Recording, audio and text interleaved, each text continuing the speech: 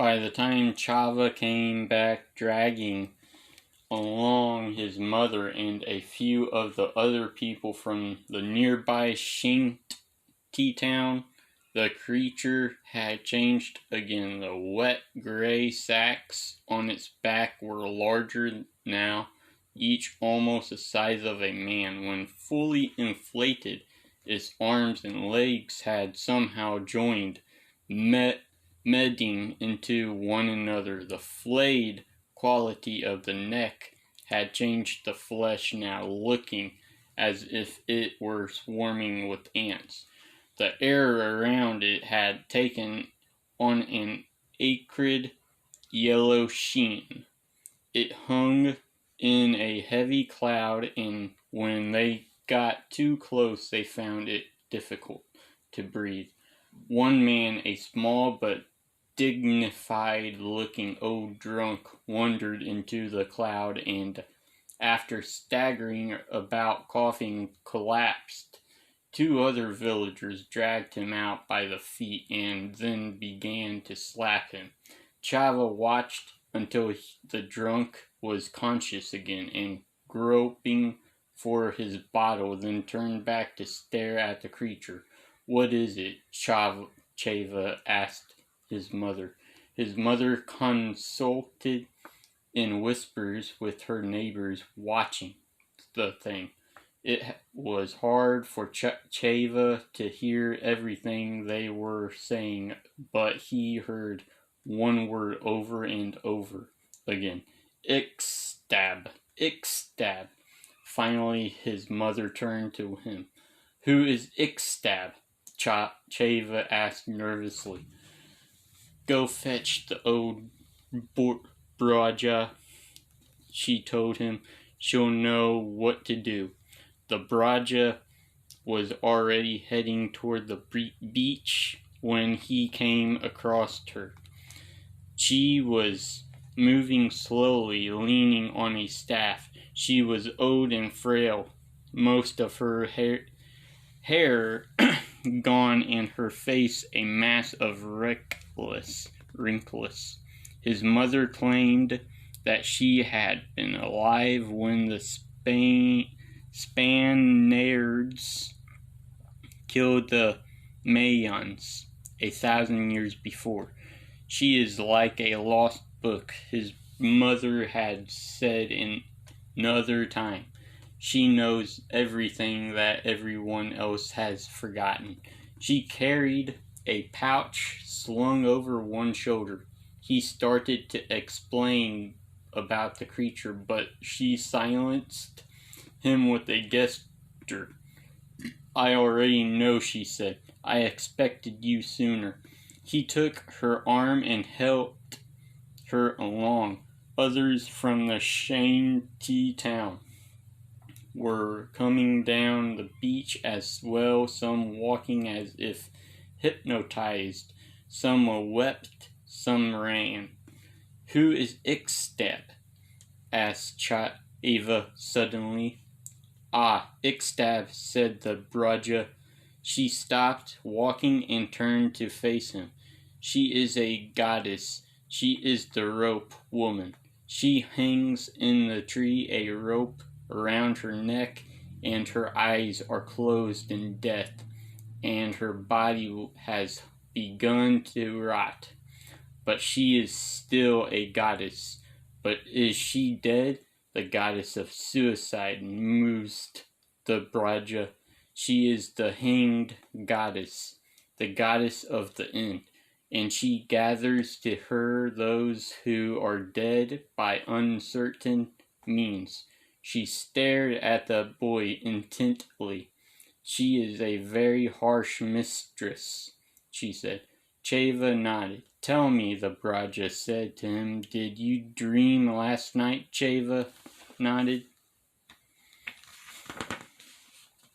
"Tell me your dream," she said the Braja, and then listened carefully as he recounted it confusedly in bits and pieces.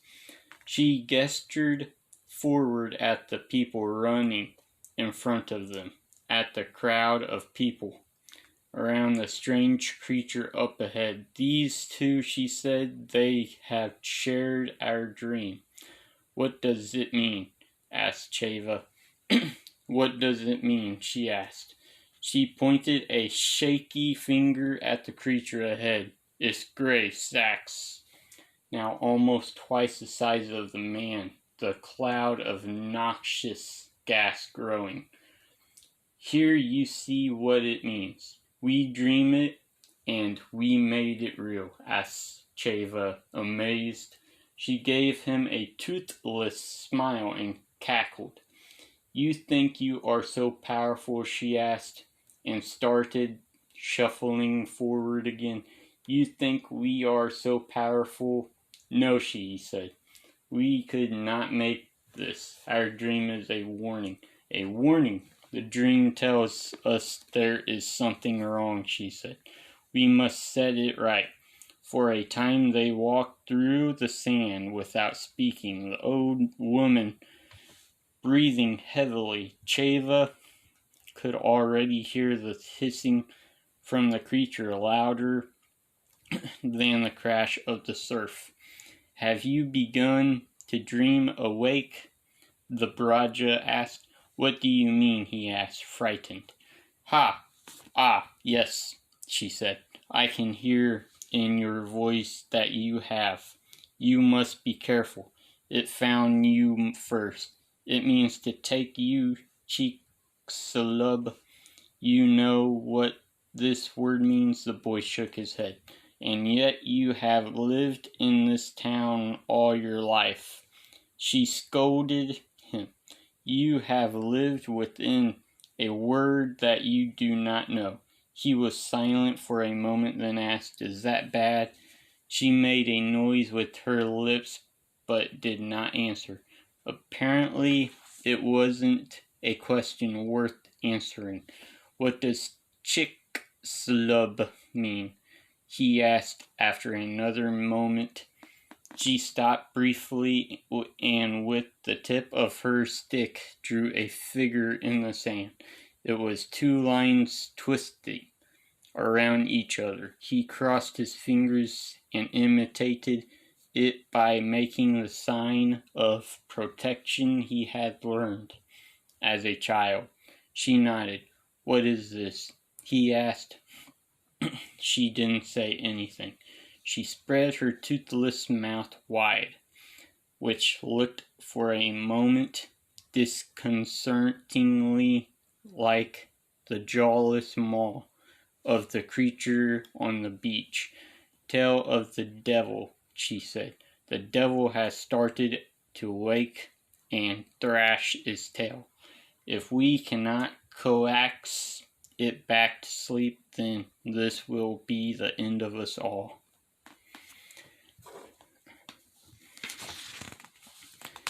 There was chapter 6. There was no reason to go, Altman thought. It was silly, probably someone's idea of a joke. You ask enough questions and it was inevitable that someone could screw with you. The last thing he needed was to start thinking espionage and conspiracy. He needed to figure this out rationally and scientifically. So instead of going to the bar, he just went home. When he arrived, Ada was already there. She was sitting at the table, leaning back in the chair asleep, her long dark hair tucked behind her ears and cascading over her shoulders. Altman kissed her neck and woke her up. She smiled and her dark eyes flashed. You're later than normal, Michael, she said. You haven't been cheating on me, have you? She teased. Hey, I'm not the one who's exhausted, he said. I didn't sleep well last night, she said. Had the worst dream. Me too, he said. He sat down and took a deep breath. Something weird is going on, he said. He told her about what he and Field had discovered, the cause he had made, the general sense that he felt and that others seemed to share, that something was off. "That's funny," said Ada, "and not in a good way. It was the same with me too, Day." "You discovered a gravitational abnormality, did you?" "Kind of," she said. "Or at least the anthropological equivalent. The stories are changing." "The stories, the folk tales, they're starting to change, and quickly too." "That doesn't happen, Michael. It never happens." Altman was suddenly serious. "Never. Never. Shit. They keep speaking of the devil's tail," she said. "A kind of twisted, pronged thing. When they mention it, they cross their fingers like this." She raised her middle and index fingers, crossed them. "But when I try to get them to talk about it, they fall silent. They've never been like that with me before. It's like they don't trust me anymore." She brushed the top of the table with her hand. "You want to know what's strangest of all? What? Do you know how they say tale of the devil in Yakutek Maya? Same name as the crater, Chicxulub." Altman felt his throat go dry. He looked at the clock. 7:15. Still time to make it to the bar after all. Chapter 7. For a while nobody spoke. They just stood there watching the Braja, who in her turn, steadying herself on Cheva's shoulder, just watched the creature. "You see," she said in a whisper that was nearly drowned out by the creature's wheezing, "is growing bigger." She reached deeper into her pouch and pulled out a handful of something. She began to dance, tracing a slow circle around the creature. Just at the edge of the cloud the creature was creating for itself, she dragged Cheva along with her, sparkling something in the sand before her. It was a wandering dance off kilter, almost drunken. At first the others just watched, then slowly one or two began to follow, then a few more. Some shook their heads as if breaking out of a trance. When she stood directly across from the creature's head, she stopped and began turning in place. Soon everyone was doing this, watching the Braja falling into place, slowly forming a complete circle. They turned around the creatures, some of them standing knee-deep in the surf. She swung her staff before her, stepped back, and stepped forward again. The others followed. Cheva stepped too far and found himself coughing. Having breathed some of the gas the creature was emitting, his eyes stung, his throat itched. The Braja lifted her hands, her index and middle fingers crossed. "Chicxulub," she murmured, and turned again. She word went up mangled from the mouths of the others like a groan. The Braja slowly turned and walked away, her back straighter and her stride firmer than on the walkover. She walked a few yards back from the circle and dug into the sand until she unearthed a piece of driftwood, then turned and rejoined the circle. Again she nodded and gestured at Cheva until he too left the circle. and came back with driftwood. One by one the others followed, wandering out of the circle and coming slowly back. The skin that formed the gray sacks on the creature's back had thinned and thinning as the sacks grew. Now it was almost transparent. The sacks slowly billowed up until they were taut, and then deflated, going about halfway slack before swelling again. It was a terrible thing to watch. Cheva kept expecting them to burst. The Braja was dancing again. She lifted her chunk of driftwood high and gave a toothless smile and threw it at the creature. It struck the creature softly in the face and fell to the sand just below it. The creature didn't react at all. "Now you," said the Braja to Cheva, "higher and harder." He threw his piece of wood high and hard at the leftmost sack. It struck the sack near the bottom and tore it just slightly. Air began to hiss out. The Braja raised her hands and brought them down, and the others threw their pieces of wood as well. One or two missed, one or two bounced off, but more than a few tore the sacks. Some quite deeply. Air rushed out of them. The acrid cloud slowly began to disperse. "Now go," the Braja said to Cheva, her voice harsh.